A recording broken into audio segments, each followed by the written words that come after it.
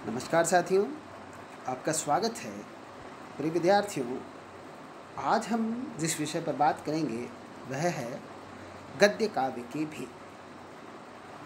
गद्य काव्य, प्रिय विद्यार्थियों, आप सब जानते हैं, विशेषकर तृतीय वर्ष में जो हमारा पाठ्यक्रम है उसमें अंतिम जो यूनिट है, इकाई है 5वीं, उसमें गद्य और गद्य के विभिन्न भेदों के बारे में बात की गई है। हम आज उसी पर यहाँ पर चर्चा करेंगे। प्रिय विद्यार्थियों, जैसा कि आप जानते हैं कि हमारा हिंदी साहित्य में जो आदिकाल है, भक्तिकाल है, रीतिकाल है, इन तीनों कालों में पद्य या काव्य की ही प्रधानता है। ये भी आप जानते हैं, जिसकी चर्चा मैं कई बार आपके साथ कर चुका हूँ, कि आधुनिक युग गद्य का युग है।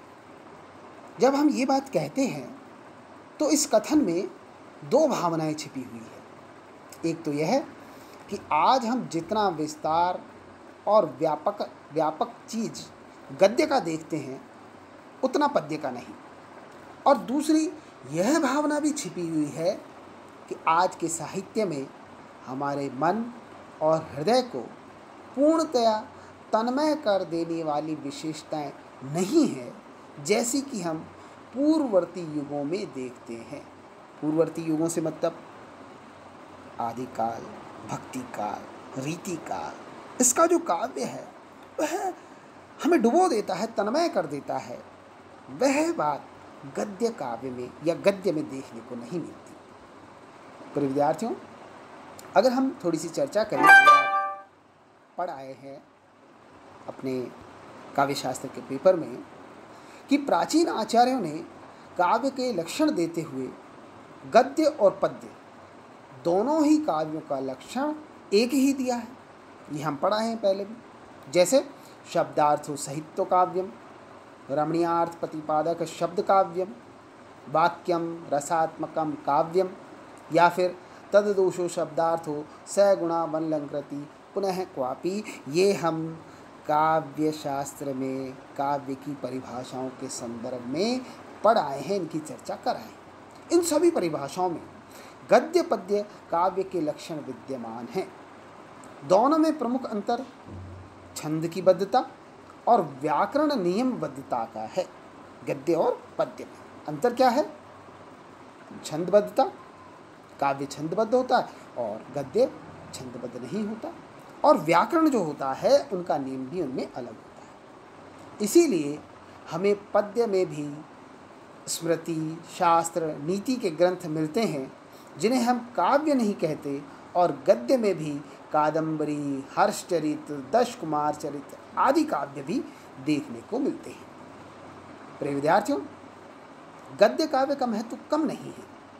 एक बहुत प्राचीन उक्ति है जिसमें कहा गया कि गद्य कवियों की कसौटी है। प्राचीन समय में भी जब पद्य का ही सर्वस्व बोलबाला था, उस समय में भी ये बात कही गई थी, क्या कि गद्य कवियों की कसौटी है। इतना आसान नहीं है गद्य लिखना। ये उन आचार्यों की अपनी सोच थी, अपने विचार थे। इस धारणा का कारण यही समझ में आता है कि कविता की अपेक्षा गद्य काव्य में दोष अधिक प्रत्यक्ष हो जाते हैं। कविता में छंद की गति में कल्पना, अनुभूति, उक्ति वैचित्र्य आदि की अद्भुत सघनता रहती है, और दो एक चमकते हुए शब्द या उक्तियाँ सारे छंद को जगमगा देती है। पर गद्य के लिए सर्वांग सुंदर होना आवश्यक है। एक एक शब्द, उसका भाव, उसका विचार, ये सब गद्य में देखे जाते हैं, जबकि पद्य में काम चल सकता है। इसीलिए कहा गया कि गद्य कवियों की कसौटी है। हम आगे चर्चा करें तो गद्य काव्य का विस्तार प्रधानतया आधुनिक युग में ही हुआ।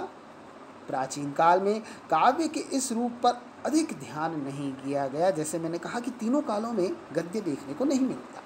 गद्य तो सिर्फ आधुनिक काल में देखने को मिलता है हिंदी साहित्य के अंतर्गत। अतः अगर हम इसकी विस्तार से चर्चा करें तो जितना आज हम उसका प्रचुर विस्तार देखते हैं, गद्य काव्य का जो सबसे प्रमुख लक्षण है वह है उसकी अछंदबद्धता, मतलब पद्य छंदबद्ध होता है और गद्य छंदों से बंधा हुआ नहीं होता है। साहित्य दर्पण में भी ऐसा उल्लेख मिलता है कि जो छंदों में न बंधा हो वह गद्य है। इसी प्रकार अग्नि पुराण में कहा गया कि छंद रहित पद का विस्तार ही गद्य है। तो गद्य और पद्य या काव्य और गद्य में मूल अंतर क्या है? उसका छंदबद्ध होना। विद्यार्थियों, इन प्रयत्नों में गद्य के प्रधान स्वरूप का विश्लेषण है, पर गद्य काव्य का मूल लक्षण नहीं है। इसमें हम कह सकते हैं, अगर हम गद्य को थोड़ा सा समझें, उसे परिभाषित करें, या गद्य किसे कहेंगे, तो हम कह सकते हैं कि किसी कथानक, चरित्र या विचार की कल्पना और अनुभूति के माध्यम से गद्य में सरस, रोचक और रमणीय अभिव्यक्ति गद्य काव्य है। यह छंद मुक्त, व्याकरण सम्मत, रमणीय वाक्य रचना है। प्रिय विद्यार्थियों, प्राचीन ग्रंथों में गद्य काव्य के मुक्तक, उत्कीलिका, चूर्णक, व्रतगंधी ये 4 भेद मिलते हैं, जिनका उल्लेख अग्निपुराण, काव्यादर्श, काव्यालंकार, सूत्रवृत्ति, साहित्य दर्पण आदि आदि ग्रंथों में हुआ। इन्हें गद्य शैली के भेद मानना चाहिए। इनमें समास रहित, मुक्तक, दीर्घ समास युक्त, अल्प समास युक्त, चूर्णक और पद्य का आभास देने वाली व्रतगंधी है। व्रतगंधी पूर्ववर्ती तीनों में से कोई भी हो सकता है, अतः इसका अलग भेद मानना ठीक नहीं है। जब हम इनके भेद की बात करते हैं तो ये भेद समास के आधार पर होते हैं। ऐसे ही हम संगठन सूत्र के आधार पर गद्य काव्य के 3 प्रधान भेद कर सकते हैं, जो कि आपके समक्ष प्रस्तुत हैं।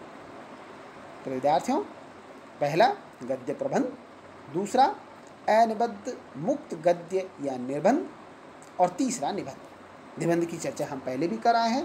प्रिय विद्यार्थियों, गद्य प्रबंध में किसी कथानक का सुसंगठित विकास रहता है। इसे ही हम सामान्यतः कथा साहित्य या उपन्यास कहानी साहित्य कहते हैं। इसके भी कुछ भेद मिलते हैं, जैसे खंड कथा, परिकथा, आख्यायिका, कथानिका आदि आदि। इसी प्रकार निबंध की चर्चा हम पहले कर ही आए हैं कि निबंध में कथा के नेह रहते हुए भी विचार श्रृंखला, भावधारा या विवरण क्रम की निबद्धता रहती है।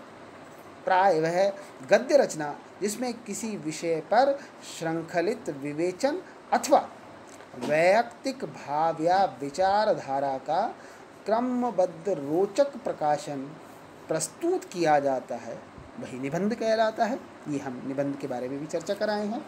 तीसरा है अनिबद्ध गद्य काव्य। किसी प्रकार के कथानक या विचार क्रम की बद्धता से रहित मुक्त गद्य काव्य, जैसे सुक्ति संग्रह, भाव गद्य या भाव मुक्तक आदि, ये जो होते हैं ये सब इसी के अंतर्गत आते हैं। विद्यार्थियों, इनमें शब्द चित्र, रेखा चित्र, रिपोर्टा, जीवनी, ये सारी चीज़ें भी इसी के अंतर्गत आ जाती हैं। प्रिय विद्यार्थियों,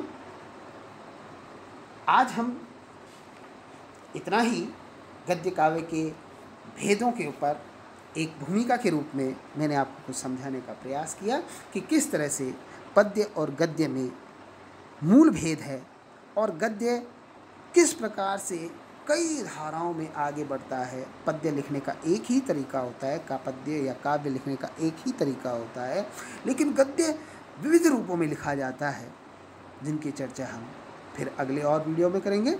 आज के लिए इतना ही। धन्यवाद।